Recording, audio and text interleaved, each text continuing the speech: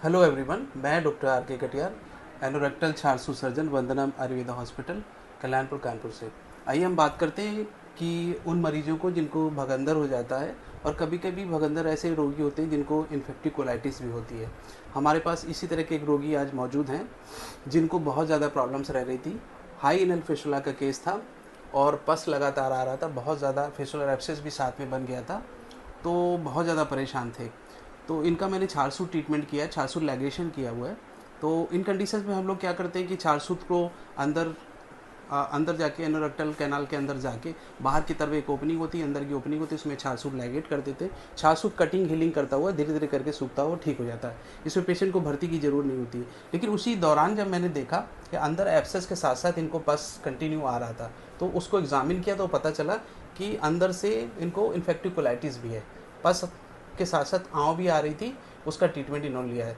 तो साथ में आयुर्वेद का ट्रीटमेंट उसी के साथ हुआ, और पूरा जो भगंदर था वो भी पूरी तरह ठीक हो चुका है। आइए इनसे बात करते हैं कि इनको ट्रीटमेंट कैसा लगा, बताइए।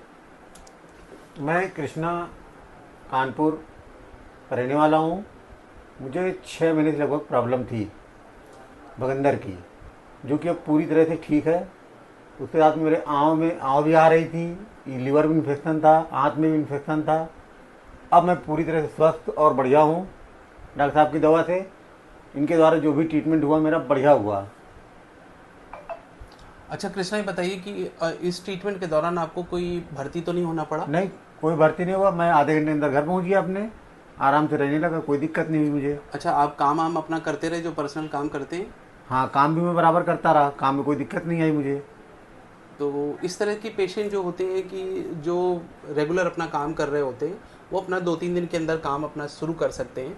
उनमें पेशेंट को बहुत ज़्यादा परेशान होने की ज़रूरत नहीं थी। हम लोग वीकली बुलाते हैं अपने पास में, और जब कभी छारसूत बदलना होता है तो पेशेंट को 10 मिनट के लिए आना होता है, और ड्रेसिंग करके हम लोग घर भेज देते हैं पेशेंट को। उसी के दौरान हम लोग कुछ डाइट करेक्शन करते हैं, और धीरे धीरे करके पेशेंट रिकवर होता चला जाता है। आयुर्वेद की बेस्ट थेरेपी है छारसूत्र।